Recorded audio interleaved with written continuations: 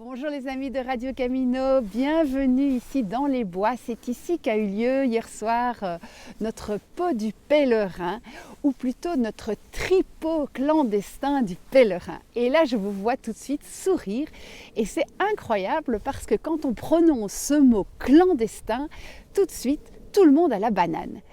Et oui, en fait, franchir les interdits, c'est quelque chose qui nous met en joie, qu'on soit enfant, qu'on soit adulte, c'est toujours là cette sensation d'excitation quand on peut franchir l'interdit.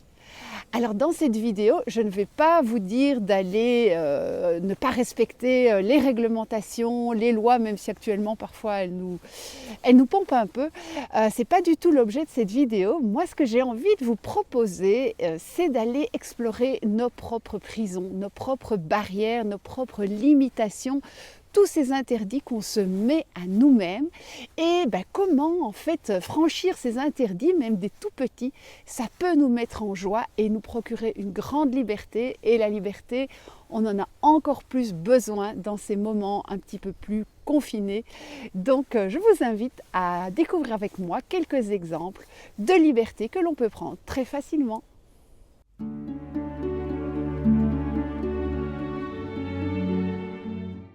Un premier type d'interdit que l'on se met souvent, c'est par rapport au regard des autres. Alors hier soir, au pot du pèlerin, une de mes amies est arrivée avec les cheveux entièrement rasés. Et quand je l'ai vue, je me suis dit, mais waouh, ça c'est un truc que j'ai toujours rêvé de faire et que je ne me suis jamais autorisée à faire à cause du regard des autres. C'est pareil, par exemple, quand j'ai marché en jupe la première fois, j'ai un petit peu hésité, effectivement. Oui, j'ai subi pas mal de critiques. Ou alors, quand ça m'arrive aussi sur le chemin de tout simplement enlever mes sandales et de marcher pieds nus sur quelques kilomètres, eh bien, ça, ce sont des petites libertés que je prends. Et finalement, oui, j'arrive à passer au-dessus du regard des autres assez facilement parce que j'éprouve tellement de bonheur à franchir ces petits interdits. Un autre type d'interdit, et ça vous le connaissez bien, ce sont tous les interdits qu'on se met à cause de nos peurs. Et bien entendu le bivouac en est un. Et pour moi par exemple, il n'était pas question jusqu'à l'année passée de faire du bivouac en hiver. Enfin c'est ridicule, il fait froid, il fait mauvais, les journées sont longues. Et puis en fait, j'ai acheté un bon sac de couchage et j'ai découvert que c'était un bonheur incroyable de passer une soirée devant son feu et une nuit bien au chaud dans un petit cocon douillet. C'était des interdits que je me mettais simplement parce que j'avais peur d'avoir froid ou j'avais peur de m'ennuyer. Je vous invite à aller explorer vos peurs et les interdits que vous vous êtes mis peut-être simplement par peur et de voir si vous ne pouvez pas ouvrir quelques portes de ce côté-là. Une autre façon de nous mettre des prisons, c'est avec nos croyances limitantes. Je ne suis pas capable. Moi, pendant des années, j'étais convaincue qu'avec les genoux pathologiques que j'ai, je n'étais pas capable de prendre des itinéraires avec beaucoup de dénivelé. Et c'est comme ça que, par exemple, entre Genève et Le Puy, je me suis tapé la vallée du Rhône pendant des kilomètres de canicule au lieu de prendre par la montagne où c'était peut-être la plus belle étape du chemin.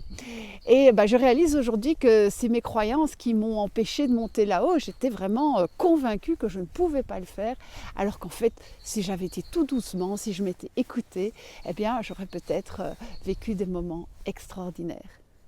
Et vous, est-ce que vous avez des croyances limitantes qui vous bloquent ? Et puis il y a aussi tout ce qui tourne autour de notre éducation, de notre pudeur. Et alors là, je vais vous raconter une petite expérience très croustillante où j'ai eu l'occasion de franchir quand même quelques limites.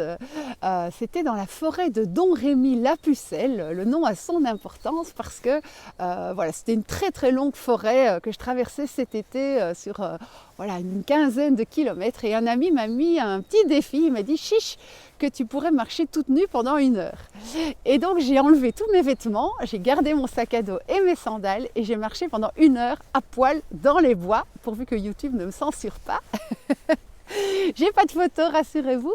Et en fait, ça a été 1 heure de joie et de jouissance vraiment de pouvoir comme ça faire quelque chose qui est complètement interdit, en tout cas dans mon éducation. Et voilà, ce sont des petites choses comme ça qui nous mettent en joie.